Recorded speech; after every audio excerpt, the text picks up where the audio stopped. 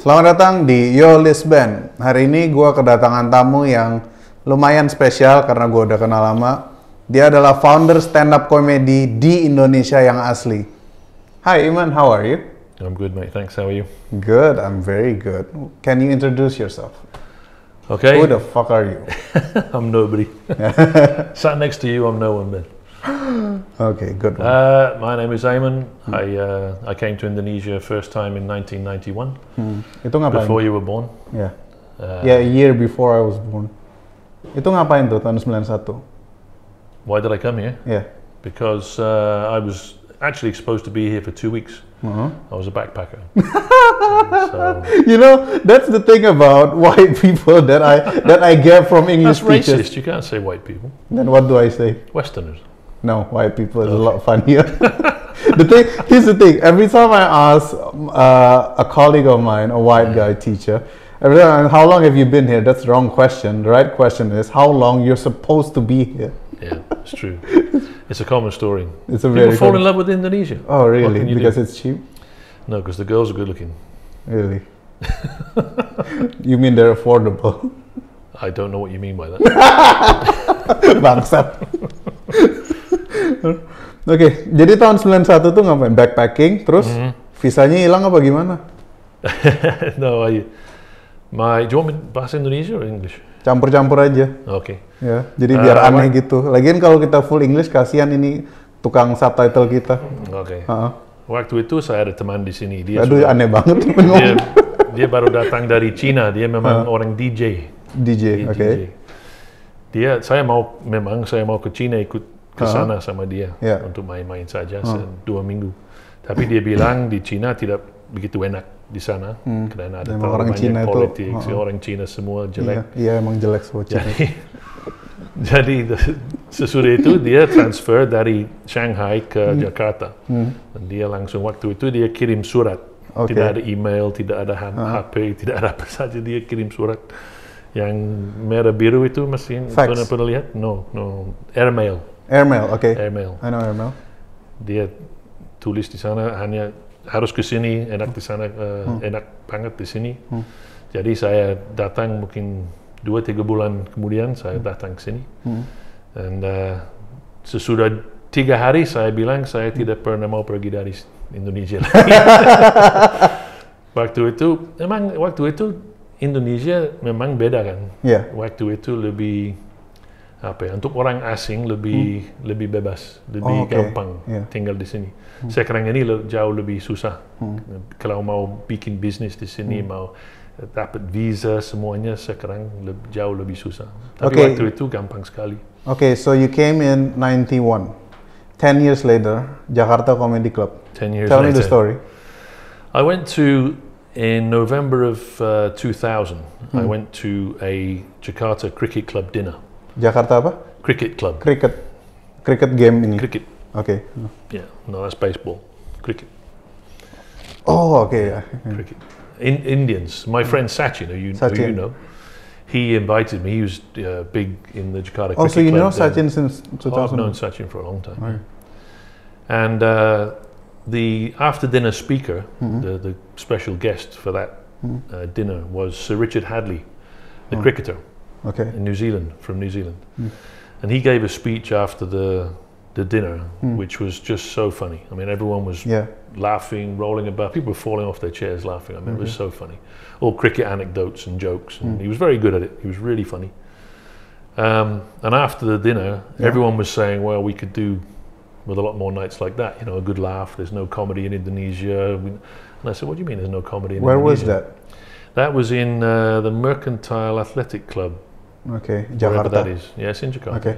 The dinner was in Jakarta. Okay, that's interesting.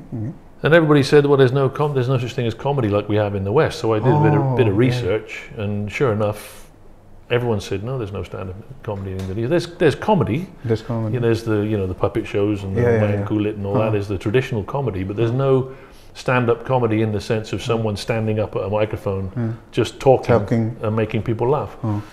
So I thought, well, that seems to be a bit of a gap in the market. So I got hold of a friend of mine. At that time, I was a music promoter. I'd done a lot of music shows. the has-been circuit, you know, like Kool and the Gang and Shack Attack and people like that. Probably you haven't heard of them, probably. No idea. They're very old bands, but they were sort of used to be famous then. Yeah. So they were old bands. But there's a good circuit for that among older people. They like to see the bands from their youth. So I used to do that here in the Philippines, and I thought, let's see if the agents I use in the UK can supply comedians. So a friend of mine, Ian Carlis, he knew some other agents in the UK, and we got hold of a guy called Mike Lee, who said, sure, we can send you comedians.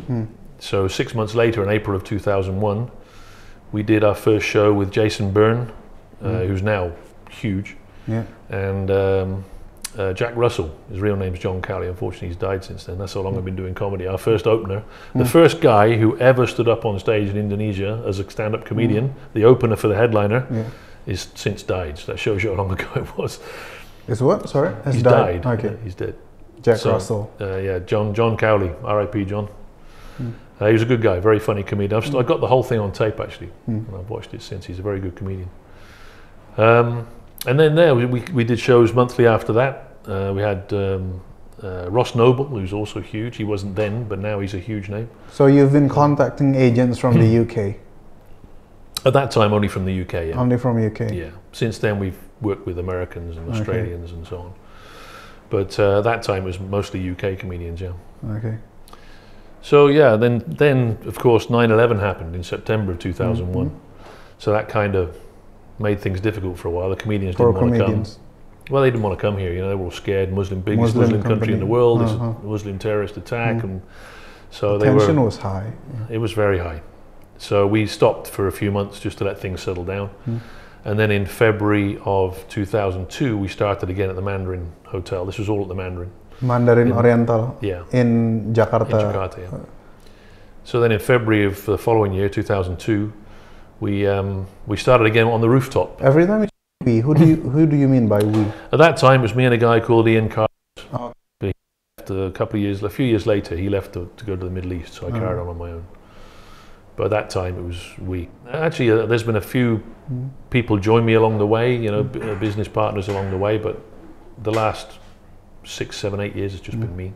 And the market keeps growing for you?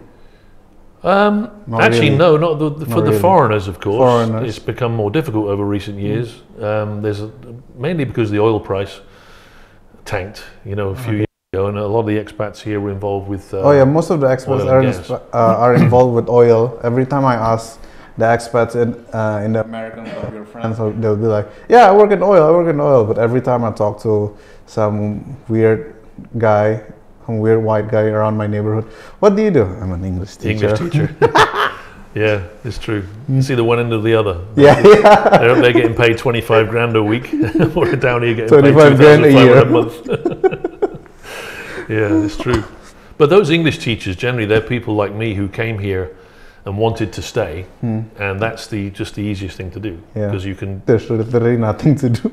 I don't know what to do. You just teach. Well, just speaking, right? It's just when you teach English, so anyone can do it. Yeah, especially towards Chinese parents. Like they absolutely love seeing their kids playing with white people. Do they? Yeah, they do. Really? There was this really weird policy in 2015 that I don't know if you know this or not, but there was this policy in 2015 that made it harder for expats to work here. Yeah. Oh, you know. That's what I was talking about. That's what you're talking about. Yeah, it was 2015. So what happened was, in areas where there were a lot of Chinese, they lost like more than 50% of the students. Yeah. Because they don't want their teachers to be Chinese looking like myself. They want the whiteys. Yeah. Yeah. Well, they think that a native speaker is going to be better at it, and of course that's a reasonable assumption. You imagine that someone's native speaker would be. I wouldn't try to speak to teach Indonesian. I speak reasonable Indonesian, but I wouldn't try to teach it. Okay, enough the racist talk. Let's back to the comedy scene. And you've been to Edinburgh Festival several times. Yeah. That was before the span before we met and such. Now, to make it more how do I say it, relatable to the audience that are watching, I'd like to talk about a figure, about a guy, Ramon Papana. How did you got involved with him?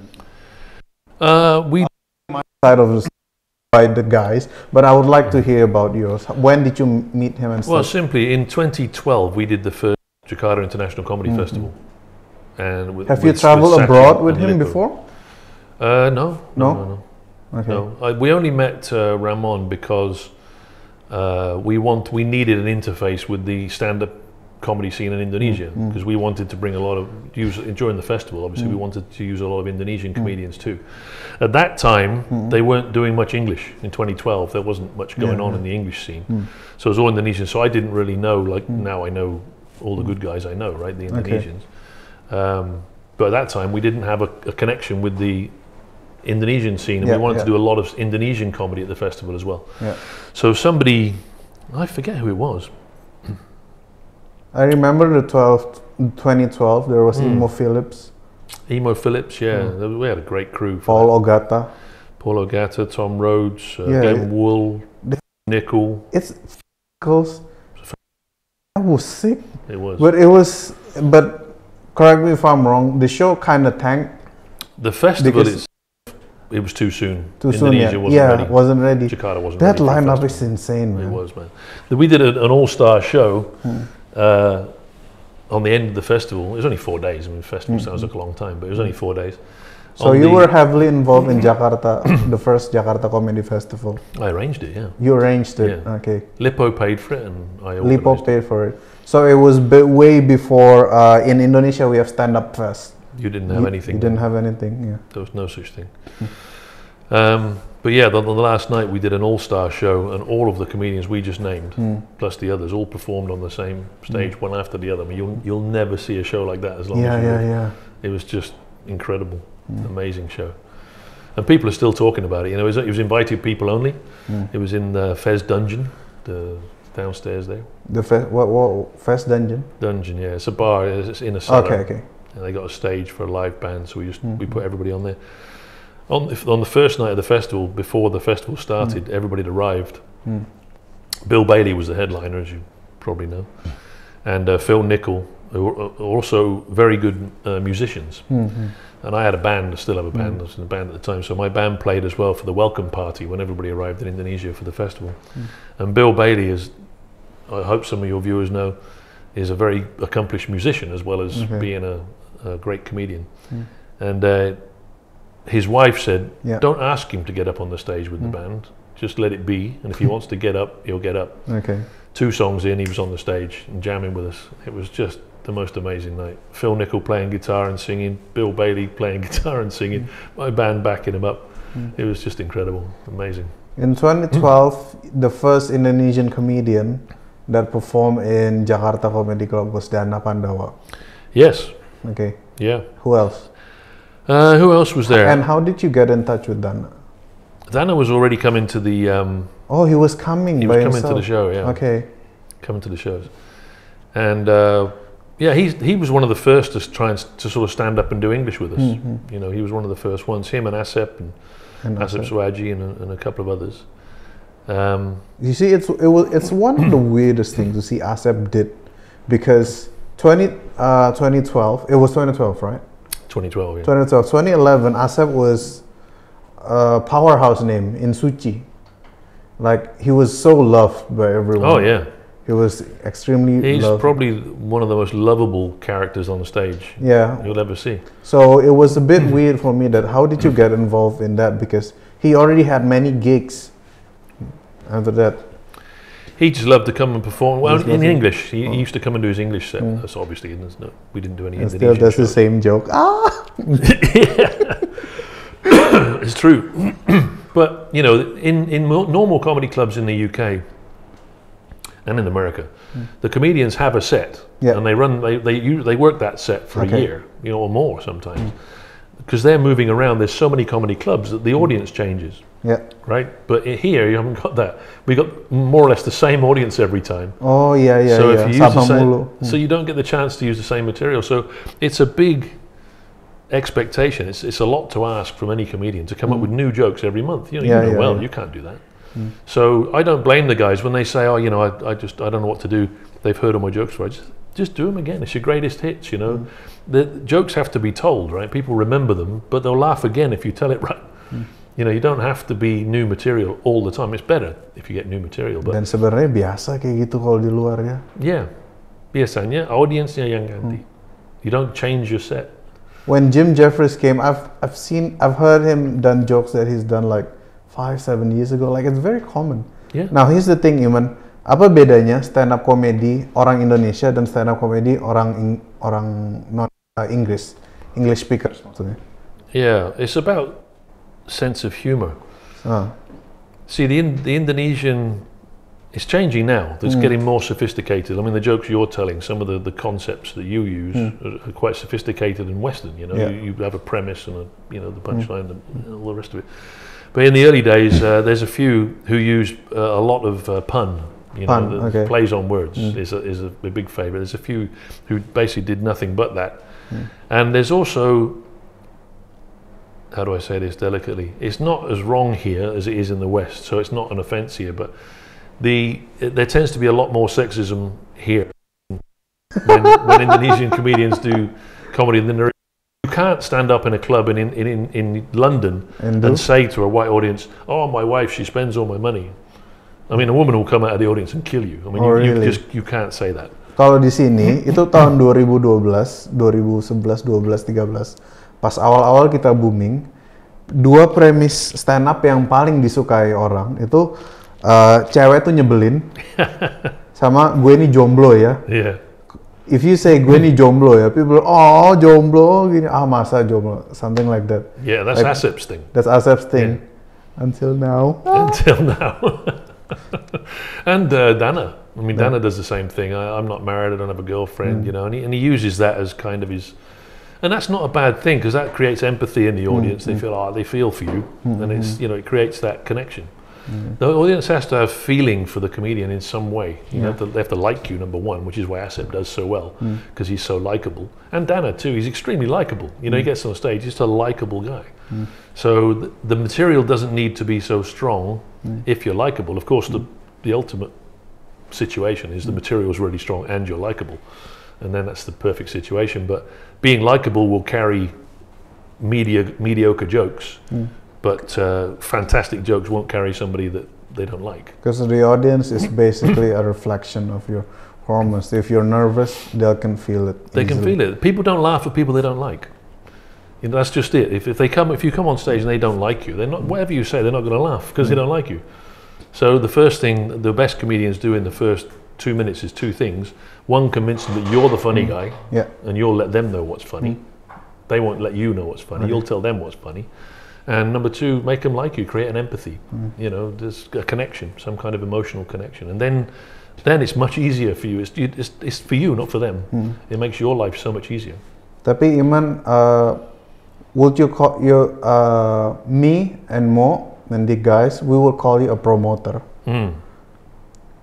Jadi sejak kapan, if you want to answer this, okay, if you don't want to answer this, fine. How long have you monetized the comedy scene? Have you been able to monetize? Not really? No. Agak susah ya. I'm happy if it pays for it. If it doesn't cost me anything, then I'm happy. Yang penting break even. Until now. I mean, like the festival we did last year, no, not last year, year before. Jicom Fest. Jicom Fest. We made money from that. You made money, okay. And Jim Jeffries made money from. The festival I made money from because Lippo paid me to do it. But the monthly shows. Yang kita ini di American Club. Yeah, I mean, apalagi sekarang. Nothing for the last year, but 1 month you get 150 people. Well, you're not supposed to do that many, but 110 people is full, and that's great revenue. But the next month, as you've seen, you've got 20. You know, so you make money 1 month, but then you spend it all the next month. So it's it's just up and down. If I looked at it, probably if I took the average from the beginning, there's probably a small profit in there, but nothing that's going to means I can do it 24/7. You know, as a full-time job. Jadi to put it in context, Eamonn sudah dari tahun 2001 sudah ngadain acara bulanan, setahun bisa 10 kali ya, 10 10 kali bisa. Sekitar itu ya. Kecuali waktu ada 9/11 dan juga Bali Bombs. Waktu itu kita henti. Dalam setahun paling sedikit berapa kali? 6, 5? Iya. Paling sedikit setahun tuh 6 show.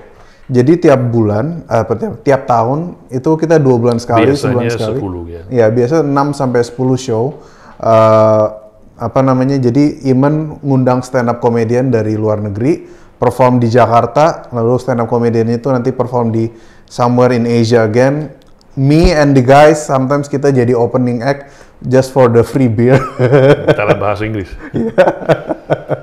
Yeah, because it's expensive. You know, fun. in London, if you do a comedy show in London, it's like me doing a show with you here. Yeah. You know, you get on a Gojek, you're here. You don't need a hotel, you don't need a visa, you don't need anything. But when I bring a comedian from the UK, you got $1,000 flight. You got $100 a night for hotels. You got $500 for visa. And all Visanya apa itu? entertainment expenses. They have to have a working visa. Working visa ya jatuhnya. 30 days working because visa. they're getting paid. Okay. Yeah, 30 days working, even if they're not getting paid. Even if they're not getting paid. They do get paid, and plus their fees, of course. So, but I mean, they do. Even if you're getting paid, and this is a mistake a lot of people make. They think if you don't get paid for what you do in Indonesia, you don't need a work permit. It doesn't count as work. Okay. That's not true. It's not allowed to do work, paid or unpaid, on a business visa or on a. It doesn't matter if you get paid or not. If you're working, you need a visa. So first you call Jakarta Comedy Club, terus diganti jadi Mad About Comedy. Yeah. Sejak kapan tuh ya kan? Baru-baru 2016 ya? 5 tahun ya. 5 tahun lalu ya? 4 tahun. 4 tahun. 4 tahun. Why? Lebih because I aja. wanted a brand. You can't build a brand around Jakarta Comedy Club because then you go to Bali and it's Bali Comedy Club. Then you go to Singapore, Singapore Comedy Club. So you do Mad About Comedy Jakarta, Mad About Comedy Bali, Mad About Comedy Singapore, Mad About Comedy Bangkok. That's why, so we could build an international brand. And who came up with the idea of Ketawa Comedy Club? Because you are technically the co-founder. Yeah, Mo and I own it, yeah. Well, we always wanted to do it. Mo and I talked about it for many years. But then we agreed before the festival in 2019, we agreed that if we made money from that, we would use that money to set up a club together. So we didn't take any money for ourselves, we just put all the money we made from that into opening Ketawa. There was talk, and we talked about calling it Mad About Comedy Jakarta, the club. But it's mostly Indonesian. Yeah, it's kurang Indonesian. So Ketawa was much better because most of the shows are in Indonesian, as you know. So we've done a few English shows there, but not many.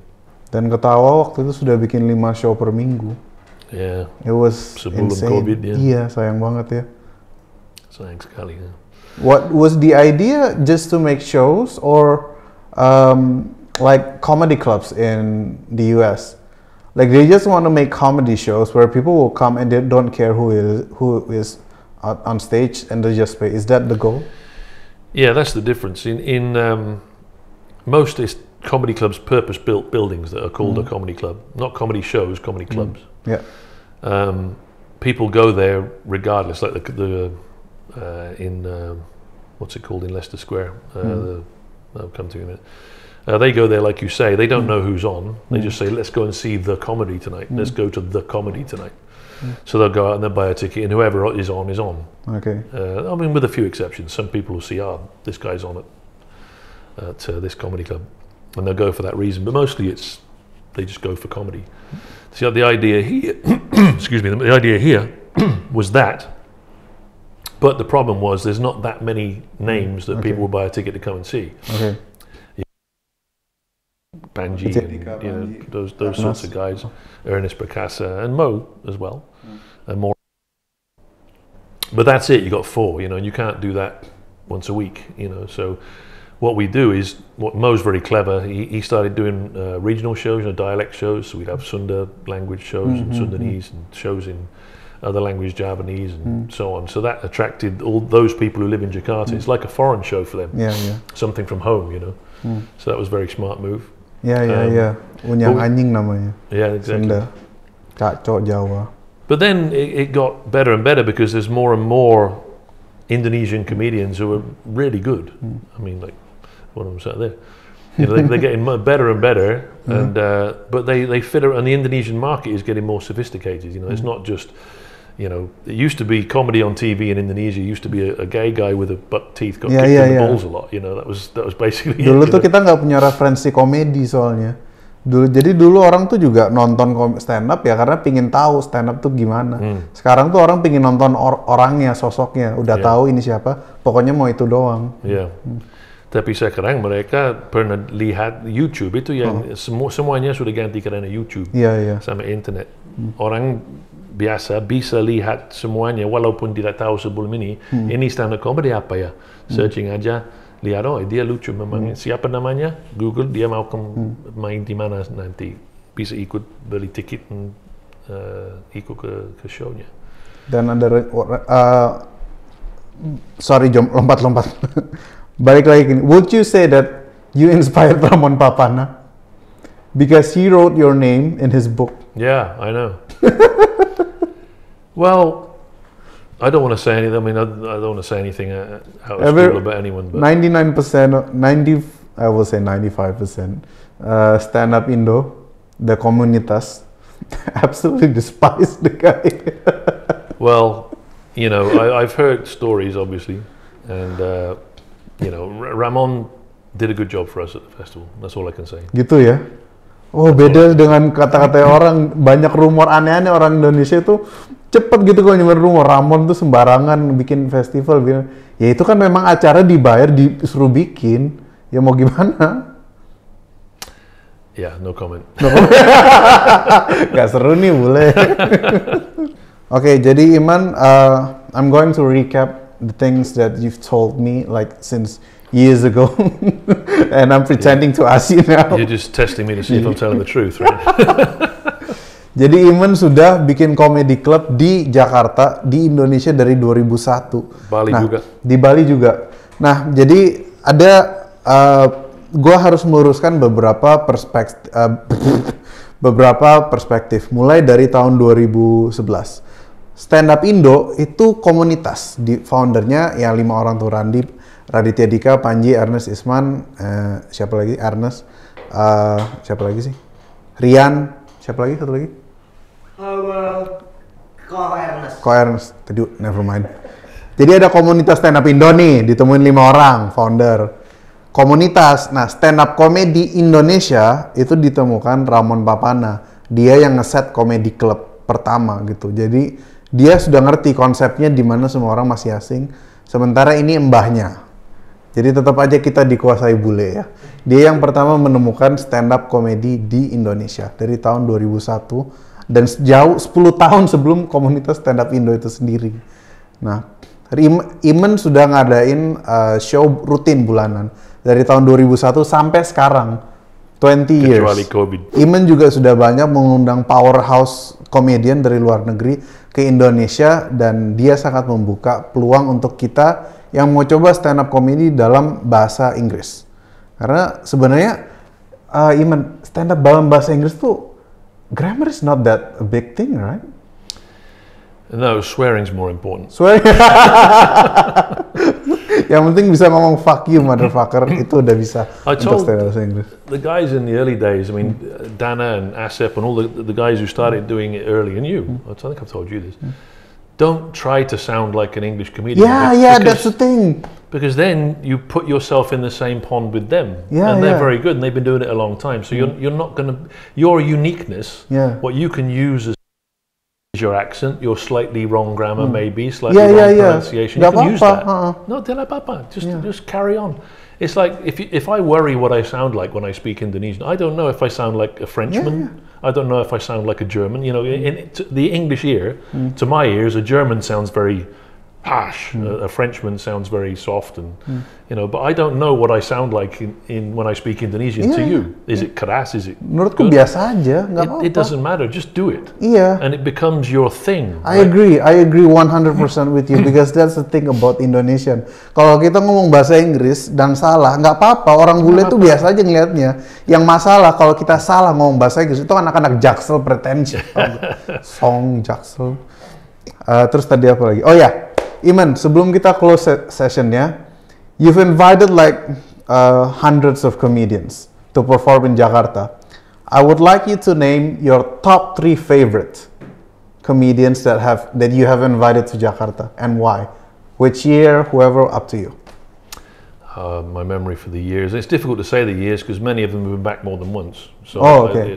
It's okay. Years. But I'll leave out Jim Jeffries and Bill Bailey and Maz Jobrani and Yumi Nagashima, the big... And Gina Yashere. And Gina Yashere, because they're the nama-nama besar, ya. Yeah, they're the big names. Among the regular, what I would call, like, the people who do comedy for a living, like as if they were a plumber, you know, or an electrician. They just do it. I call them circuit pros. Okay. Oh, yeah. Rather than stars. So of the circuit pros, you know, I don't want to leave anybody out because comedy, and you'll notice something, and this is important. I've never done a competition in all the years that you've known me, right? Have you ever known this? There's never been a competition from me, and I never will do one because comedy, to me, is subjective. Comedy, it's about the night, the chemistry, the audience, what mood the comedian's in. There's a lot of different factors that can affect how funny you are or how funny you're perceived to be by the audience, right? And it's not fair, in my opinion, to take comedians, charge people tickets to get in, take the money, and then have you come up, and the only thing you get for it is a worthless trophy that says you won the Jakarta Comedy Club competition in 2021. So I refuse to do competitions for that reason. So I'm reluctant to name top 3 because my favorite comedian is the one that's making me laugh right now. Okay. So that can be, you know, on the night when I'm falling off my chair laughing at that guy, he's my favorite comedian. Okay. The following week, the following month, could be another guy. It could be another guy. So I think it's really unfair to say who's the best comedian. No, just your personal favorite. I don't have favorite comedians. Okay. I have a lot of people who I think are very funny, and I love them all. But people, there's a few who've become very close to me, become close friends over the years, who are very funny. So there's three or four people who I'd say I would call my good friends from the times they've come here. I've got to know them through comedy. But to name, if I said names now, I'd leave and regret it later because I didn't mention somebody else. So just it's okay. It's okay. The person who's making me laugh right now is my favorite comedian. Tickle. Oke. Jadi Eamonn nggak mau nyebut karena dia fair. Menurut dia stand up comedy itu subjektif ya. Bisa subjektif. Apa namanya? Bisa ke left out karena semua stand up comedian itu punya masanya sendiri, punya momennya sendiri, and it's okay. Tapi gue kalau gitu akan nyebutin beberapa powerhouse yang sudah pernah diundang. Jim Jeffries, Maz Jobrani, siapa lagi?